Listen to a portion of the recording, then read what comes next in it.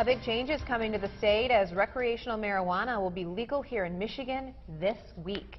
It's our top story at 6. Thanks for joining us. I'm Lauren Thompson. And I'm Sherry Jones. The law allows a person to carry up to 2.5 ounces of marijuana and smoke it in their own home. But even though it is technically legal, you can still get fired for lighting up. As Aaron Jordan found out today, your employer may decide while pot isn't against the law, it is still against the rules. He's here for you now live in our newsroom to explain. Aaron?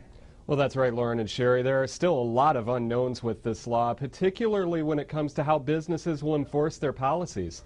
And officials with the Michigan Chamber of Commerce tell me it's an issue with no easy answers. It's just kind of a case-by-case determination for employers. It depends on kind of what sort of business you're in terms of how you might want to think about revisiting your HR policies related to the legalization of marijuana. Wendy Block with the Michigan Chamber of Commerce says there's no clear-cut recommendation. It depends on several factors. Certainly employers that have employees working in safety-sensitive positions definitely need to continue to take a zero-tolerance policy. For other employers, it's kind of a discretionary issue. It's a question of whether or not you think you can continue to attract and retain good employees if you do continue to test for marijuana. Block says she's heard from officials at several companies who wonder how the new law will impact the workplace.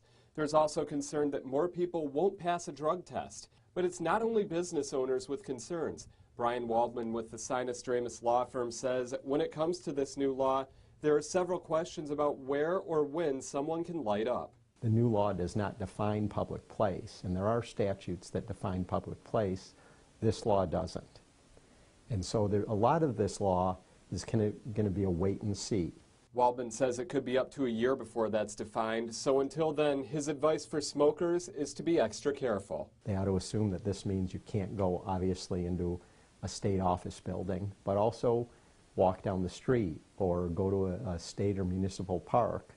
And until we've got a better definition of what public place actually means, err on the side of caution.